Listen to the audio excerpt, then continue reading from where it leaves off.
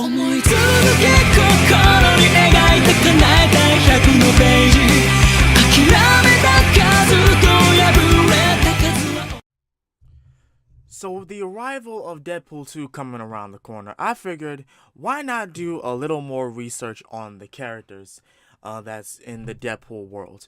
What is going on, you guys? It is yours truly, The Real Sakurai, and we are back to doing reactions to Comics Explained, and in this one is going to be mainly about Deadpool 2, the powers of Copycat. Now, for those of you who don't know, Copycat is Deadpool's first girlfriend, the girlfriend that we seen in the movies. So, without further ado, let's take a look at this. See what Comics Explained has to say. What's going on, guys? This is Rob. If you guys enjoy my content, make sure you hit the subscribe button and make sure you hit that little bell so you never miss out on my sexy voice. What's going on, guys? This is Rob, and I thought a pretty cool topic would be like the powers of Copycat from Deadpool 2. I thought it'd be like a pretty cool topic. So here's the deal. Which, by the way, tomorrow's video, for those of you guys who are interested, tomorrow's video is the Bat Family Civil War from DC Rebirth. Oh, wow. And then we'll probably, apparently it's Full Story Fridays, because that's what it is now. So we'll just do, the Death and Return of Batman. I don't know. Anyway, cool. So Copycat. All right, here's the funny thing. Bringing Copycat in, because Vanessa Carlyle, she was the girlfriend of Deadpool in the first movie. For those of you guys who don't know who she is. Right. Bringing her in to Deadpool 2 is kind of intriguing, and I'm actually pretty interested to see what they do, because Vanessa Carlyle, she made her first appearance back in New Mutants issue number 98. Now, here's the crazy thing about this. Vanessa Carlyle's intriguing. Her powers are actually, I think, one of the coolest power sets in Marvel Comics. And here's the reason why. In Marvel, you have a wide array of different powers, right? But to me, no set of powers is more interesting than people who can shapeshift and become other people. Now, the most popular shapeshifter in Marvel, by virtue of the movies, I would say, is Mystique. She's really the one that gets the most prominence. There's other shapeshifters around there too, but Mystique is the one that gets the most, the most screen time, the most face time, because she was played by Rebecca Romijn, and she was played by Jennifer Lawrence, and she really is one of the more popular characters out there. But Mystique's ability to shapeshift is surface, meaning that she can copy the appearance of a person, and that's it. That's all she can do. She can't shapeshift into Nightcrawler and then teleport around. Her powers don't work that way. It's really more of just a surface ability. It's just the restructuring of her physical form. With Copycat, it's not that way. So Copycat has the ability to shapeshift into people and then copy their powers. And the reason why is it goes all the way down to the cellular level, is the explanation Marvel gives. But remember, when it comes to mutants, and when it comes to any being that has a superpower, it's all based on their genes, right? That goes all the way back to Jack Kirby. His whole God, what was it that he wrote that in? I keep wanting to say, I think it was Eternals. I keep wanting to say it was Eternals. Okay. But he wrote that whole thing where the Celestials showed up in the early days of man, and they messed with the genes of people, and you had the Deviants, and you had the Eternals, and then you had baseline humans whose genes were modified so that in some 10,000 years that basically the genes would start to kick in, and slowly but steadily you'd start getting people with superpowers, which is where we got Selene from 10,000 years ago. We got Apocalypse, we got Gideon, we got God, who else did we get? Well, Kang the Conqueror was a time traveler, so he doesn't really count. But you got the various externals that existed out there, and then you started getting into the Age of Heroes. So in the 1940s, 1950s, and 1960s, you started seeing this huge expansion of the mutant population, hence the formation of the original X-Men. But that's the whole basis behind how people get superpowers. And so it's all gene based. For people like Bruce Banner, it's a genetic structure. His genes were irrevocably modified when he was hit with the gamma bomb. For Steve Rogers, it's a modification of his genes by virtue of the super soldier serum and the various radioactive waves that he was exposed to. Right. For Peter Parker, it's his genes. He was bitten by a radioactive spider. That's part of his genetic structure now. It's always the same way across the board. With mutants, it's just the activation of an X gene. Somewhere along the line, that X gene just kicks off. Usually that happens under one of two circumstances. It's usually just puberty or it's duress. Sometimes you have mutants born with just an insane amount of power, right? You had Hope Summers. She was the first mutant born after the events of House of M, when the Scarlet Witch stripped 98% of the mutant population of their powers. But she was born, and immediately her powers kicked off. And it was holy cow. Dude, this chick is insanely powerful. She's like the most powerful force that Cerebro had picked up at the time, which Marvel does that a lot. Like, I mean, that happened with Hope Summers, that happened with like the arrival of Strife, that happened with Strife is awesome, that happened with like what was it, with Matthew Malloy. I mean, it happens with all those different things, all the time, depending on how big of a deal Marvel wants to make whatever mutant they're introducing. And so with Vanessa, when she, again, copies someone, she copies them down to the DNA line, like down to the genes, which means that, like, she basically copies their powers. And so because of that, like, the other thing is when she copies people, because she's copying their DNA, for someone like Wolverine, he can't really tell the difference. Like, Wolverine picks up a difference by scent, right? Like, that's how they usually have, really? like, Wolverine discover that, like, Mystique's been impersonating someone this whole time, because Wolverine's just, like, the nose, but, like, with Vanessa Carlisle, he can't differentiate those things. That's His sense crazy. of smell is not keen enough to be able to pick up the minute differentiations between, like, Copycat's DNA and the person she's copying, because there still are strands of herself there. That's how she doesn't lose herself whenever she copies someone. Well, at least she did up until X Factor. Or I'm sorry, up until Weapon when she joined Weapon X, and she tried. It's this weird story. All right, it's this weird story. She eventually leaves. Like, we'll talk about like her first appearance here in a second, but like she eventually goes off and does her own thing.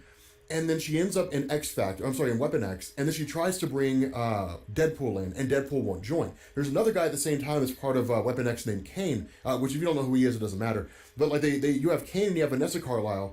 Vanessa Carlisle, because of the fact that Weapon X had like modified her power so she could like pick up even more steam when she was cloning people, she eventually started to lose her mind or her memory or something like that. Oh, shit. 1990s comics. And so like she ends up going after Deadpool, but then I think like she falls in love with him. And so then Weapon X sends Kane, and then Deadpool defeats Kane, but then Vanessa Carlisle is killed.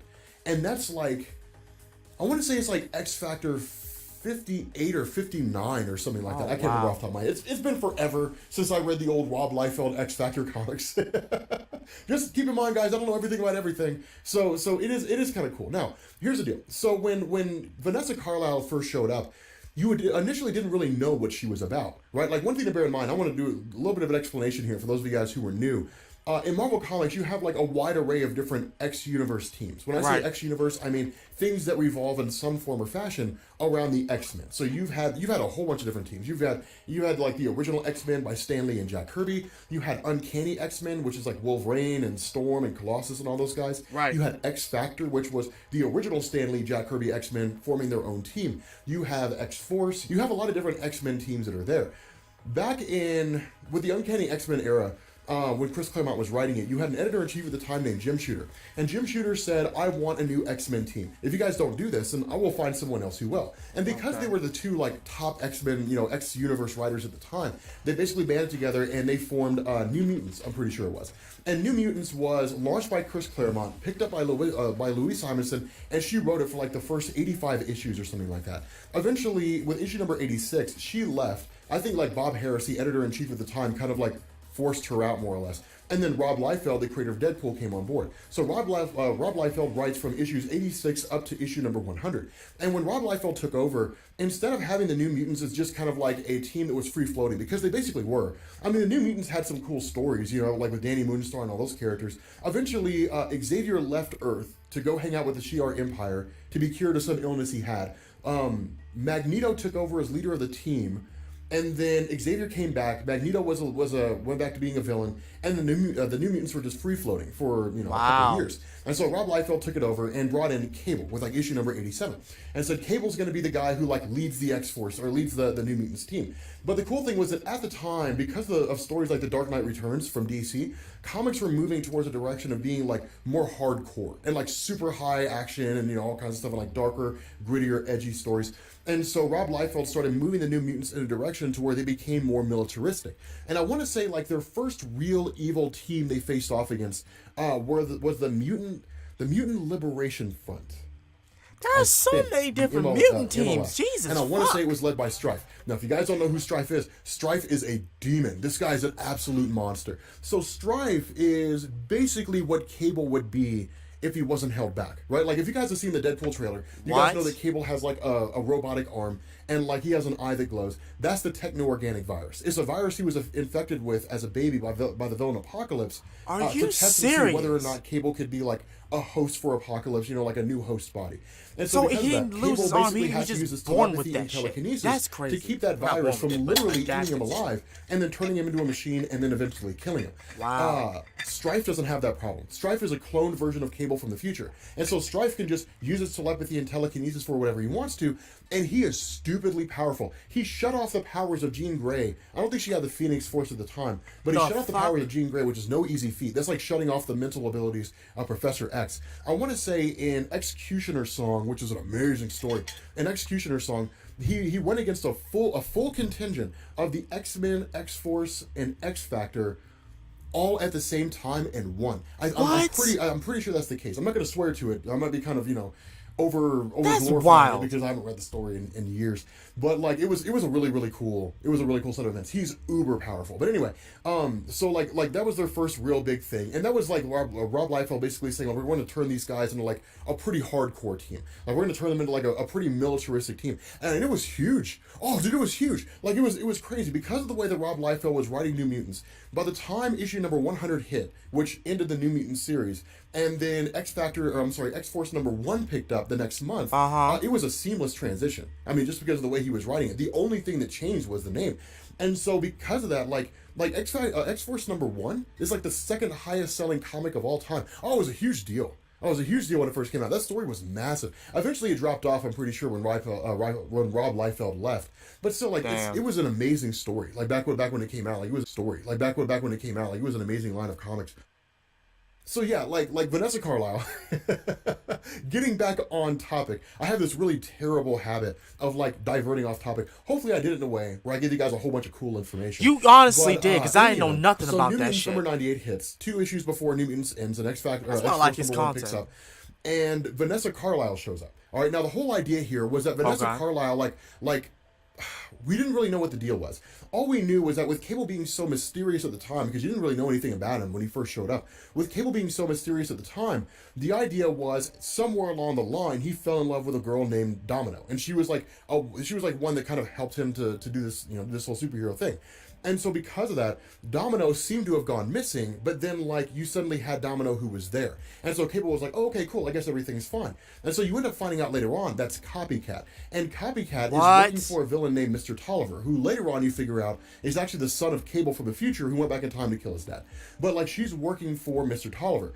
And she's basically tasked by Mr. Tolliver to go and to infiltrate Cable's team. Now, you don't really get any backstory about Vanessa Carlyle when she first popped up. She's just there. And that's how comics were back then. Like, back then, characters would just appear. And then you would get an origin story later on if they were interesting. Which made sense. It wouldn't make any sense to like, go through and craft this huge, elaborate origin for a character if no one cared. And so because of that, she's part of New Mutants for a little while. And then I want to say that like Deadpool shows up. Deadpool shows up in the same comic because Vanessa Carlyle had gone off the reservation. When she had gone through and started infiltrating the team, she wasn't reporting back to Mr. Tolliver like she was supposed to.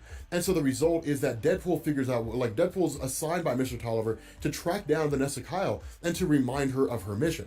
And so she ends up being like, okay, eventually she reveals the truth to Cable and his team because she's, has grown really close to them and she's in love with Cable because, I mean, the guy's huge and like he puts The Rock to shame because he's so muscular. So I mean, I would probably fall in love with him too. But she ends up falling in love with Cable, and she basically like betrays Tolliver. So then Deadpool's sent in, and Deadpool comes back, and then he ends up facing off against the whole team. He fights Cable, which is kind of cool. And then from there, Deadpool just like appears sporadically. Eventually, Vanessa Carlyle's ousted. The real Domino shows up at the end of the story, and that's the end of that. But she's cool. Like I mean, for her character, like with Cable having telepathic and telekinetic abilities, albeit not on the same level as Strife, still like his powers are sufficient enough that he can read minds. And so if he goes through and he reads the mind of Vanessa Carlyle, and as far as he's aware, like she is basically Domino because she has all the same memories, she looks the same, like her genetic structure's the same. That's crazy that no one, that neither Wolverine nor Cable can tell. Now, in terms of how her powers are going to work in the movie, I have no clue. I'm assuming that like Weapon X will give them to her by some manner or some means,